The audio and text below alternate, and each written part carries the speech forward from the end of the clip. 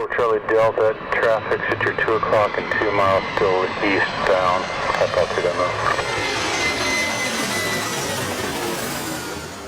I'm Jack Penning, one of the managing partners for Volaire Aviation Consulting. I have nearly 2 decades working in air service development with airports and airlines on route development.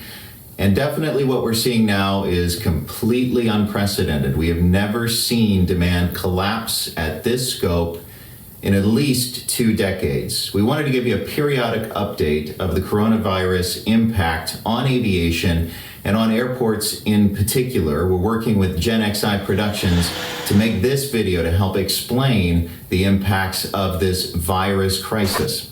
Over the weekend, we saw accelerated cancellations from carriers. U.S. carriers have now canceled about 50% of their forward-looking capacity for April and May. That's about half of the seats that they intended to fly. Even with that capacity cut, we're still seeing load factors, the percentage of seats filled with paying passengers, under 50%. Half of flights gone, still fewer than half of seats on the remaining flights are actually being booked.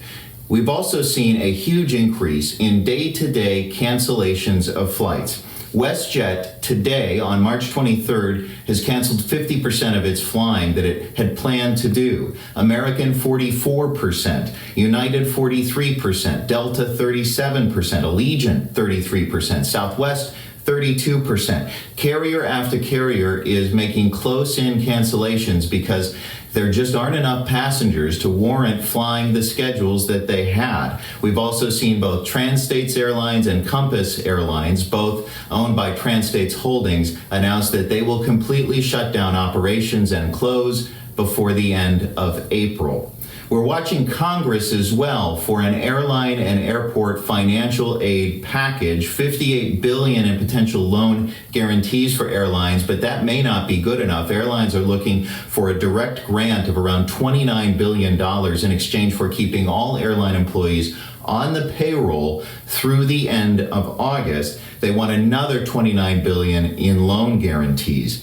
$10 billion is potentially on the table for airports. $7.4 billion of that, these are huge numbers, but $7.4 billion would be allocated to airports based on your share of enplanements. That means for every 100,000 enplanements your airport saw in 2018, you'd get about $1 million in direct aid that could be used for any FAA-approved use. That will definitely ease a lot of the pressure on airports that are seeing huge decreases in the number of people parking in the parking lot, using concessions, and in airline fees. We want to go through some of the specific changes that airlines have made in North America. This is percentage of capacity these carriers intend to cut at least for April and probably for May as well, depending on how long this crisis continues. Delta planning to remove 80% of its capacity. It's parking 600 aircraft. Air Canada and United both say they'll remove 65% of all of their seats. WestJet, 55%. Aeromexico has announced a 40% cut that matches JetBlue's cut to date. Allegiant and American each say they'll cut about 35%, but those cuts are probably not deep enough. Southwest has cut all international flying completely and says it will cut all other seats by 25%. Spirit will cut by 25%, Sun Country by 23%. Alaska is a holdout, saying it will only cut so far by 15%. But to be quite honest, we expect that number will go up pretty significantly as we move forward, because Alaska is flying a lot of aircraft with very few passengers right now. No announcement from Frontier. It has created a fare sale. It has seen some demand stimulation, but it's also been canceling day-to-day flights to meet demand. Many airlines all over the world have completely suspended service. I'll just walk through some of those who are no longer flying at all and won't until at least May, or in some cases June. Air Transat, Porter, Sunwing, Austrian, Brussels Airlines, Copa, Emirates, Etihad, Level, LOT, Ryanair, and SAS. All of those airlines completely suspended.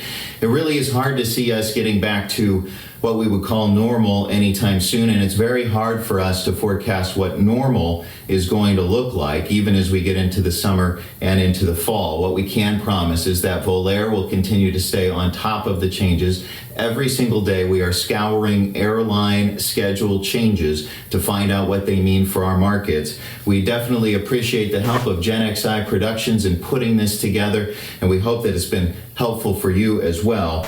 We do believe with the reshuffling of airline networks that we're going to see over the next couple of months, the suspension of services that were perhaps marginal, there could be opportunity to reallocate network resources as we get into the fall and then into next year. So we'll need to stay on top of that to figure out what kind of opportunities may come from this crisis. In the meantime, we certainly hope you stay safe, and we really do appreciate you watching.